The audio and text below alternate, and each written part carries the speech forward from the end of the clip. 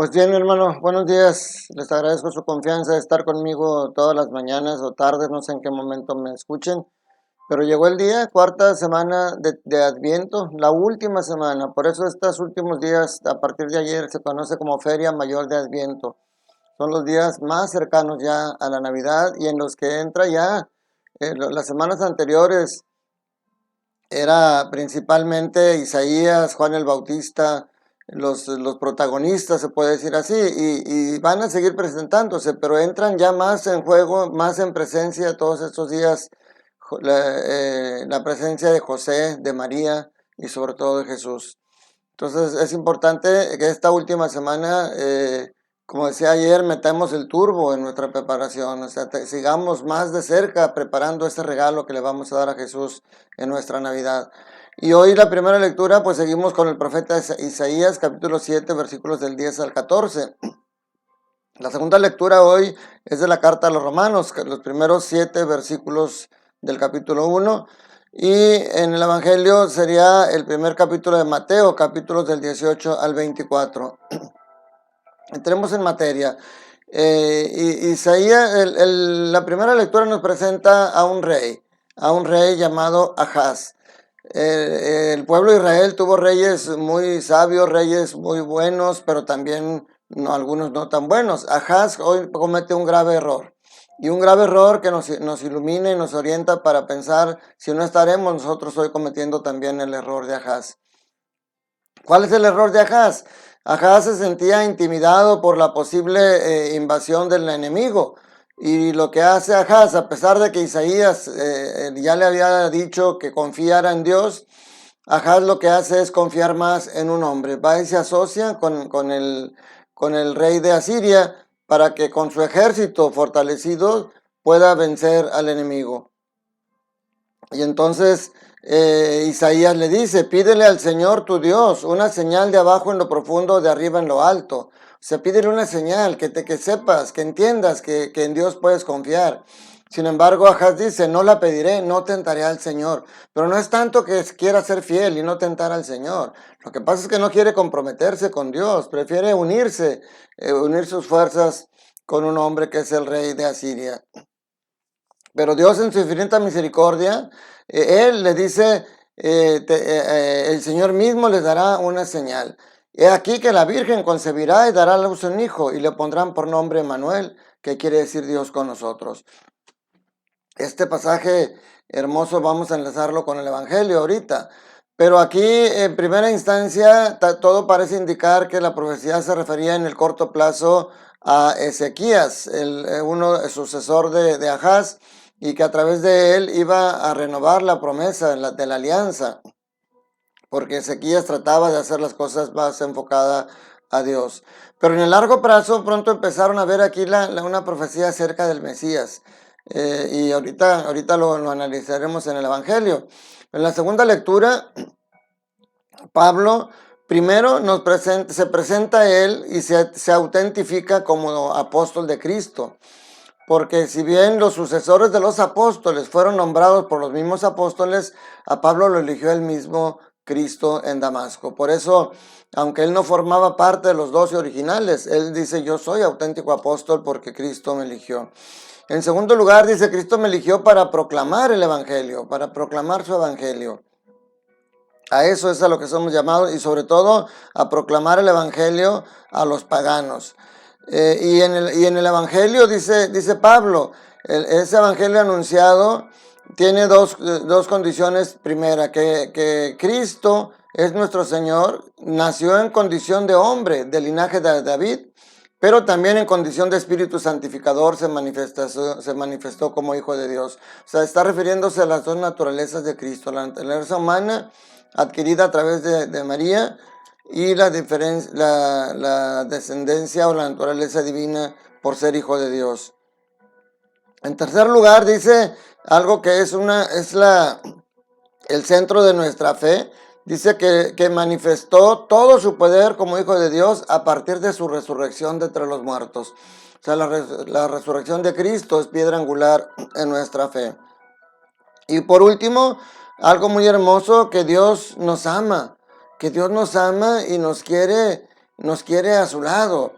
Fíjense cómo termina este pasaje. Dice, a todos ustedes, y aunque estos dice los que viven en Roma, yo le podría decir a mi comunidad y de ahí extenderlas a todos ustedes de mi comunidad de Jesús Divino Maestro, y a todos ustedes los que me escuchan, de cualquier comunidad, en cualquier parte del mundo. Dios los ama. Dios los ama y ha llamado a formar parte de su pueblo santo. Fíjense, esto es hermoso. Entonces, estas palabras de Pablo, yo se las dirijo a ustedes. A todos ustedes, Dios, a quienes Dios ama y ha llamado a formar parte de su pueblo santo, les deseo la gracia y la paz de Dios nuestro Padre y de Jesucristo el Señor. En el Evangelio, según San Mateo, hoy empieza Mateo hablando, después de que ayer hablaba de la genealogía, hoy empieza hablando de cómo es el cumplimiento de esa promesa que decía Isaías en la primera lectura. Hoy narra, dice, Cristo vino al mundo de la siguiente manera. Empieza a narrar la manera de cómo se empieza a cumplir la promesa. Porque dice, estando María, su madre, desposada de José, y antes de que vivieran juntos. Fíjense, la promesa dice, he aquí que la Virgen concebirá. En la época de Cristo, los matrimonios tenían dos etapas, por decirlo así, o las bodas. Primero era la parte contractual, donde ya era el compromiso, se sellaba el compromiso y desde ahí ya se consideraban esposos, pero no vivían juntos. Después, podrían pasar días, viene la parte ceremonial, la parte festiva, la parte celebrativa, y ahí es donde ya después de ese momento empiezan a convivir como pareja.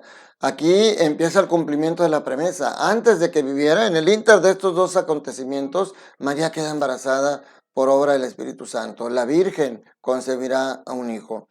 Y luego después aquí nos centramos un poco ya en la parte de la anunciación, en el capítulo de Lucas, y que ya lo vimos y vamos a seguir viéndolo en alguno de estos días de la semana previa a la Navidad. Hoy Mateo nos narra lo que se puede llamar la anunciación a José. Dice, estaba esperando un hijo. Dice, José su esposo, que era hombre justo, no queriéndola ponerla en evidencia, pensó dejarla en secreto. José era un hombre justo. ¿Qué significa ser un hombre justo? Que se ajusta a lo que Dios espera de él, que es un hombre que busca la santidad, pero sobre todo que sabe amar con un amor verdadero, capaz de sacrificarse por la persona amada. José amaba tanto a María. José conocía la profecía. José conocía y sabía de esa profecía de Isaías que la Virgen concebirá. Entonces a lo mejor cuando María le explica, él no entiende, pero dice, pues puede ser, María es virgen, todavía no hemos convivido, puede ser que ella sea la elegida, pero entonces ¿yo qué hago? Dice José, quizá dijo José, yo no formo parte de eso, pero me tengo que alejar para que se cumpla el plan de Dios en ella. Pero si me alejo, si la desprecio, la van a matar. Entonces, ¿qué es lo que hace? Prefiere dejarla en secreto. O sea, prefiere ser él el que quede mal. En lugar de exponer a María al castigo cruel de la lapidación, él prefiere alejarse y que la gente diga, mira José, qué canijo, o sea, nomás le hizo el mal a María y se fue y la dejó embarazada. Él prefiere ser el objeto del escarnio y no María. Sin embargo, así como a María se le presenta un ángel para anunciarle y aclararle la situación, aquí también a José se le presenta un ángel, nada más que en sueños. Dice, mientras pensaba en estas cosas, un ángel del Señor le dijo en sueños, José, hijo de David. Fíjense, esta expresión es importante, porque José decía, pues sí, María es la elegida, pero ¿yo qué papel juego aquí? Bueno, José sabía que la descendencia, que el Mesías iba a venir de la dinastía de David. Entonces por eso el ángel le dice, José, hijo de David, o sea, tú eres el que vas a hacer que este hijo venga de la dinastía de David. Le dice, no dudes en recibir a tu casa a María, tu esposa, le aclara, a María, tu esposa, porque lo que ella ha concebido es por obra del Espíritu Santo. Aquí es importante, dice Fray Nelson, por ahí en su reflexión, que cuando nosotros, la iglesia, de una manera muy inocente, o no sé cómo llamarlo, piadosa, dice María, esposa del Espíritu Santo, dice este concepto no es tan claro, no es tan correcto, porque María no tuvo dos esposos. María fue esposa de José, y aquí le dice el ángel, no tomes no dudes en recibir en la casa a María, tu esposa. El Espíritu Santo lo que hace es autentificar ese matrimonio con la llegada de este hijo prometido. Dice, y obviamente todo esto tampoco debió haber sido muy claro para José. Así como María también, pues no entendía qué era eso del Espíritu Santo y sin embargo aceptó. Seguramente José tampoco entendía qué era eso de que el Espíritu Santo y sin embargo acepta.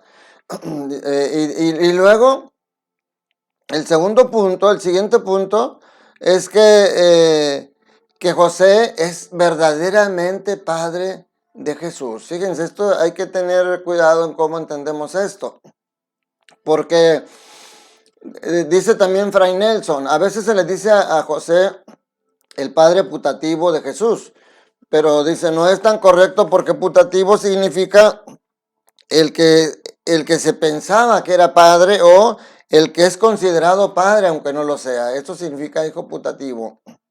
Y entre paréntesis, pues se dice que de ahí sale por qué les dicen Pepe a los José, porque José era padre putativo, Pepe. Dicen por ahí, no sé qué tan cierto sea. Por otro lado, también dicen, le decimos el padre adoptivo de Jesús. Y Fray Nelson dice, eso tampoco es tan claro, porque padre adoptivo es el que educa hijos ajenos. Y aquí, pues Jesús no iba a ser ajeno a José. Y de hecho, cuando le dice, tú le pondrás el nombre de Jesús, ahí está autentificando a José como padre de Jesús. Ante los hombres, verdaderamente es el padre de Jesús. Porque en aquella época, el padre era el que tenía el derecho de ponerle el nombre al niño. Recordemos cuando nació Juan el Bautista, Zacarías estaba mudo, Isabel dice se llamará Juan, y la gente le dice, no, en primer lugar, no hay ningún Juan en tu familia. Y en segundo lugar, a ti no te corresponde ponerle el nombre. Y entonces van con Zacarías y Zacarías escribe Juan es su nombre. O sea, el hombre, el papá, el auténtico padre es el que da el nombre al hijo. Entonces por eso cuando le dice tú le pondrás el nombre de Jesús, tú serás auténticamente su padre ante los hombres. Entonces eso es muy, muy importante. Y luego al final dice José. Al final dice, después de que menciona que con eso es el cumplimiento, dice, cuando José despertó de aquel sueño, hizo lo que le había mandado el ángel del Señor y recibió a su esposa. Entonces, esto es muy hermoso porque habla también de la obediencia de José. Y es lo que tendremos nosotros que meditar. ¿A quién obedecemos? ¿A los hombres? Porque si José se hubiera dejado llevar por el criterio humano, pues deja a María. Vaya, o sea, yo ni le he tocado y ya está embarazada. Pero José no se deja guiar por los criterios humanos. No comete el error de Ahaz en la primera lectura, que prefiere confiar en la unión con un hombre para poder enfrentar al enemigo. José prefiere confiar en Dios y tomar a María para ser parte de esa sagrada familia de donde viene el cumplimiento y de donde viene nuestra salvación. Esa debe ser nuestra meditación, porque el nombre es importante. Recordemos que en la profecía decía, en la promesa decía que le pondrás por nombre Emmanuel. En aquella época en la que Dios solamente acompañaba a su pueblo a través de señales como el fuego, como la nube y con el arca de la alianza, muy seguidos se sentían abandonados por Dios. Por eso era importante el nombre para ellos de Emmanuel, que significa Dios con nosotros. Era importante que supieran que Dios iba a estar con ellos, que Dios no los iba a abandonar. Pero para nosotros, en la época que llega Jesús, ya no es tan importante el Dios con nosotros. No deja de ser importante, pero ahí se tiene que resaltar ahora la salvación del hombre y de la humanidad. Por eso ahora Jesús es el nombre y Jesús significa Dios salva. O sea, esto, y sobre todo porque Jesús nos recuerda que Él es el Emmanuel. O sea, no hay ninguna contradicción en los dos nombres. Jesús dice, yo estaré con ustedes todos los días hasta el fin de los tiempos. Entonces Jesús es el Salvador, pero es el Emmanuel. Es el que viene a salvarnos de la esclavitud del pecado, pero es el que viene a estar con nosotros cada día. Así es que mi hermano, en esta semana que ya está cerca de la Navidad, no te olvides de eso. Jesús es un Dios que viene por ti para salvarte.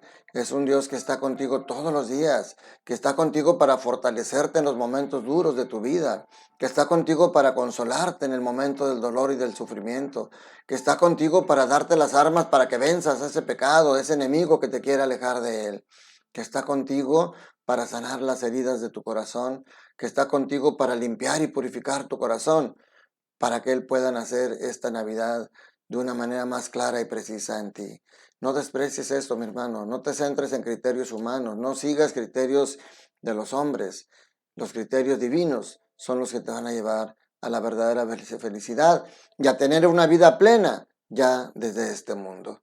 Preparémonos a vivir esta última semana de Adviento con mucha fe y digámosle al Señor todos los días, digámosle, Señor, tómame como soy y hazme como quieres que yo sea. Que la bendición de Dios Todopoderoso, Padre, Hijo y Espíritu Santo, descienda sobre ustedes, sus familias, trabajos y escuelas y permanezca para siempre. Un fuerte abrazo, recuerda, Dios te ama y Dios quiere que seas feliz.